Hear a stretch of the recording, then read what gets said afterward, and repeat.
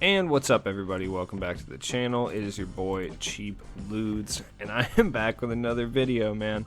So before we get started, please like, comment, and if you're new, subscribe to the channel. Or if you're not new, man, find somebody to subscribe to the channel for you. Do something. So anyways, we're back with another episode of our top 10 under 50k series. With the market crashing on Friday, figured it was a good time to bring this back, so we can give you some under 50k options so you can sell some of your more expensive guys that, to be honest, may or may not be even that much better than the guys on this list. That's kind of the whole point of this in the first place, and for my budget ballers out there. So we're going to start off by setting our maximum buyout to 50k. That way I can show you that all these guys are indeed consistently under 50k. We're going to start out with a couple honorable mentions here before we get really started. So the first honorable mention is a guy who I think is, going to become outdated pretty soon, but it's Rudy Gay. Honestly, he is just animations, player build, and jump shot wise, a top tier wing in this game. In addition to that, yeah, like I said, he's got a large player build. He's like 6'8", but he looks a lot bigger, kind of like Wayne Embry, how Wayne Embry looks to be 7'2", even though he's like 6'8". Got a good range of badges. He's got 28 total, and he's an older card, so you can find some badged up versions of him running around.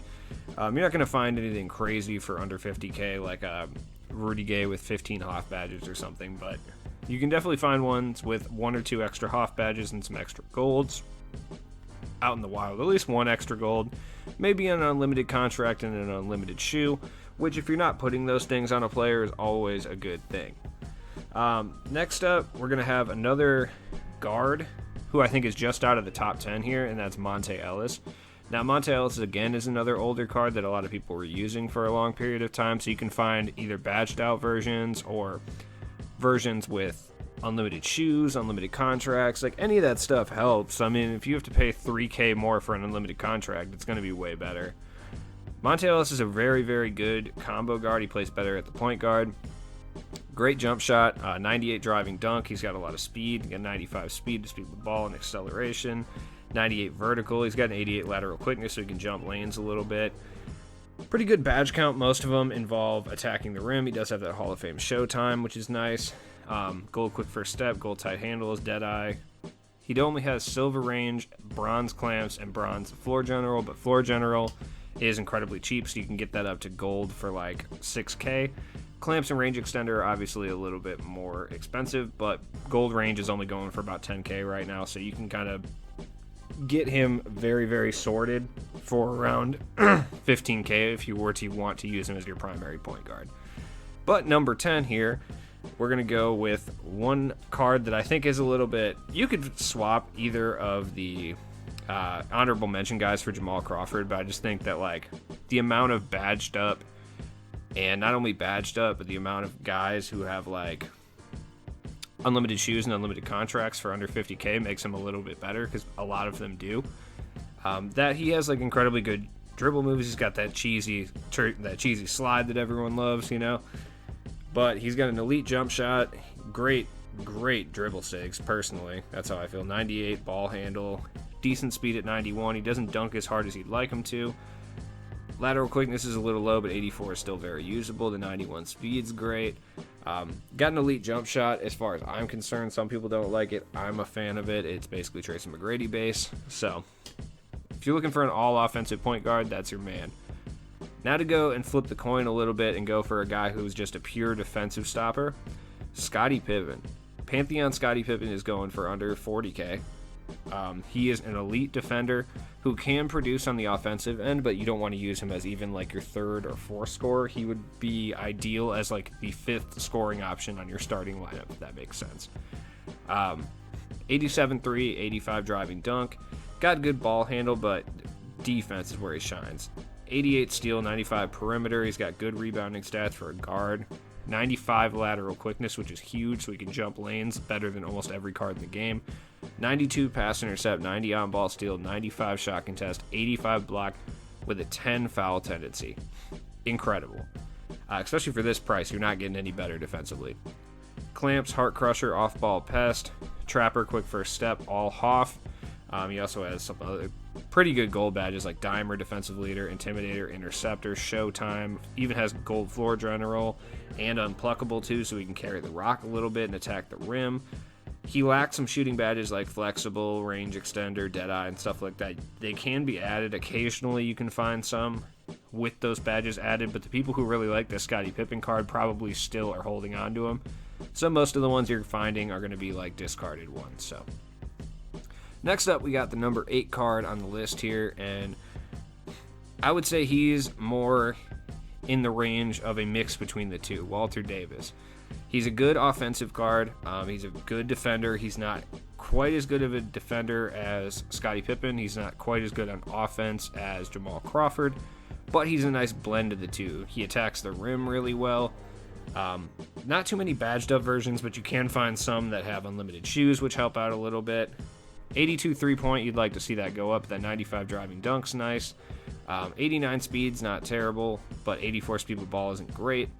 He's still got a very good range of badges. He's basically a T-Mac clone that plays better defense and worse offense. So if you're looking for more of a well-rounded card as opposed to like Scottie Pippen, who's almost exclusively a defensive card, that in the right hands can play well on offense, Walter Davis is kind of a more intro card. Like, you can grab him, he can be good at a little bit of everything, and you can get him for about $25K, which is a pretty good deal, realistically. If you're just starting out the game, or if you got a little bit of MT to burn, if you want to trade in and sell your Grant Hill and just kind of use something as like a stopgap until you get the next card that you want, don't want to spend a bunch of MT, Walter Davis is right there. So our 7th pick, we got Chris Bosh. Chris Bosh is one of the best floor spacing big men in the game, period. Let alone at this price point. Chris Bosh is going for right around 35 to 30K, somewhere around there. Great card. Once again, just like Scottie Pippen, the people who really like this card are going to keep him. So you're not going to find many badged up versions of it, but he got an 89 3, 80 driving dunk. The 69 ball handle isn't great. Usable, great rebounding stats. Hoff catch and shoot, corner specialist. Clutch shooter, which is a little bit more of an important badge than people like to give it credit. Same with volume shooter. You'll notice when a card doesn't have volume shooter. He's got all gold defensive badges like Intimidator and Heart Crusher. He has that gold range and that gold flexible, which is huge. You'd like to see him have a few more defensive badges, but you can always add those. Showtime would be nice, especially if he's blocking shots and stuff like that, but at the same time, it's not really necessary. He plays really well, he moves well, and for certain play styles, he's incredibly good. If you attack the rim a lot, like Chris Bosh isn't a great card, but he does space the floor. So next up, we got another card here that I'm a big fan of, which is Jason Richardson. Honestly, Jason Richardson is just a better version of, like, Walter Davis. He doesn't have clamps off rip. He still has like gold Intimidator and some other badges. He has that gold range extender, gold flexible, gold volume, silver ankle breaker, which is nice. But you can find some versions with clamps that may be like 5-10K more expensive, but they end up being worth it. Even if he only has like bronze or silver clamps, he ends up just being better than Walter Davis in general, just based off that. With that 93 speed, he's got that 98 driving dunk, which is huge. He's a pretty decent perimeter defense at like 78. It's not great, but it's very usable. The 89 3-point shot with a pretty good release. Not the best tendencies, but you can find some badged up versions of him as well. And some with unlimited shoes and contracts, because people were using this card pretty frequently in Season 3. So definitely a card to pick up if you need like an offensive spark. He's really cheap because a lot of people got him for free back then. So he's pretty decent. I don't recommend reaching too close to 50K for him though, but if you can get him for around 33 like you just saw, it's a pretty good price to get Jason Richardson at. So next up we got my man here, Brook Lopez. Now if you're in need of, Sabonis is not on this list because he's been on the last two, but Brook Lopez in my opinion is a better version of Sabonis. He is an absolute god tier 3-and-D center. I guess the best way I can describe him is he's a better version of what Ibaka does to a certain extent. Like, he's got that Hall of Fame Intimidator, catch and shoot corner specialist. He's got gold range extender, gold tireless, and gold volume shooter. Kind of like Ibaka, he's going to sit down low. He's going to play excellent defense. He can step out on the perimeter, but he doesn't have clamps, and he doesn't have incredible lateral quickness or speed, so it's going to be kind of hard to step on the perimeters playing with center. it's not really going to happen too often, but if they're using a Wayne Embry, you might run into problems. But as far as clogging up the paint and shooting threes, you can't get a better center in the game, especially at this price point. Next up, my legitimate favorite card in the game right now, besides Rudy Fernandez, who has made so many videos about, or had so many videos made about him. He's too expensive, but I'll talk about him at the end. Thurl Bailey. Thurl Bailey is straight up incredible. Like, he's straight up incredible. First off, he's 6'11". Great badge count. He's got 9 Hoff badges, Showtime. He's got Hall of Fame quick first step for a power forward, which is crazy. He's got gold catch and shoot, gold corner specialist, and the gold difficult shots, so he can hit mid ranges off the dribble if he needs to. Wouldn't recommend chucking threes off the dribble with him. Rim protector. He's got clamps, heart crusher, interceptor, intimidator, all gold. Rebound chaser, gold. Unpluckable, even hot zone hunter. He's got that gold brick wall too. Adding some badges like box and worm are pretty important because it's going to help him rebound a lot better. He is 6'11", so he rebounds pretty well as it is. But if he runs into like a Brook Lopez or an Ibaka, he's going to have a problem getting some rebounds. Tight handles, giving him like dead eye, flexible, and range obviously would be important. Honestly, volume shooter is a big one for him as well.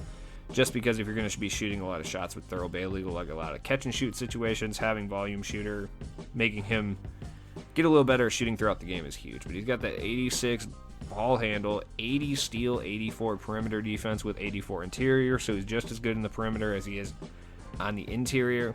Rebounding stats are the only negative I think about this card because he's got that 90 speed, 87 speed with ball. He's going to get out-rebounded a lot. That's why I recommend putting box and worm on him so he can get in good positions to get rebounds just because his stats aren't that great. 75 pass intercept, 75 on-ball steal. If you have him against a power forward that isn't that great of a ball handler, he is going to be absolutely lights out at taking that ball away. He's got that 75 block shot tendency too. Pretty low foul tendency as well. So overall, he's just an incredibly good card. One of my favorite cards out of this flash set. Like Rudy Fernandez is definitely my favorite card, but Thurl Bailey surprised me for being as good as he is. He's got a pretty decent jump shot too. It's not incredibly great, but once you get used to it, it's very effective. Like, I will say that. So that's why he tops the list. And you'll see a lot of people moving on from Andre Karolinko for Thurl Bailey because they do very similar things. So you can get $100K for Andre Karolinko, go buy Thurl Bailey for $30. I don't recommend doing that, but I've seen a lot of people do it recently. Next up, we got Jamal Murray. Jamal Murray is, to be honest, in the conversation for one of the best diamond point guards in the game with John Stockton and Darren Williams.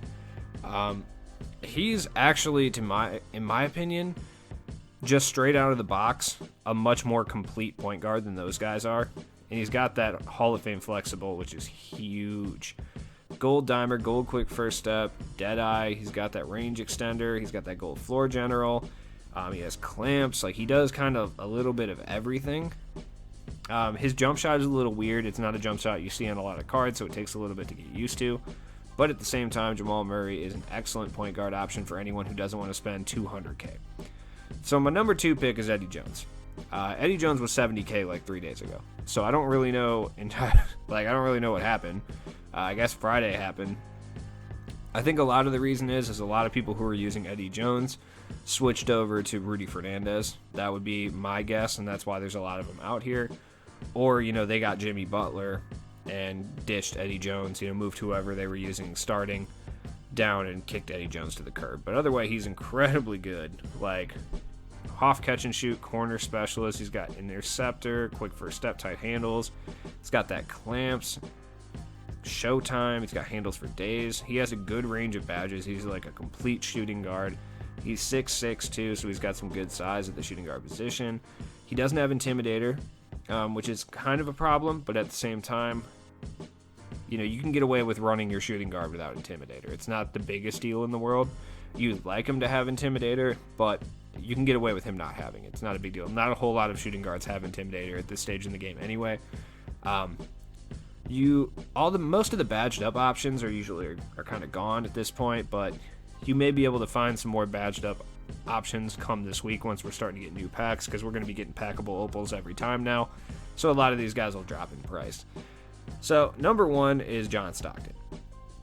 Now, why John Stockton number 1? Because in all actuality, Jamal Murray is a more complete card than John Stockton. if we're being completely honest with you, it's just that John Stockton, just his animations are that good this year. Like, I'll be honest, I'll be the first person to tell you I'm not a huge fan of John Stockton. Like, when I got Monte Ellis, I sold John Stockton for $200K instantly. And the reason for that was just because I'm not that good with John Stockton. I had Darren Williams, who was my guy. I ended up getting Rafer Alston shortly after that as well, and I had Monte Ellis.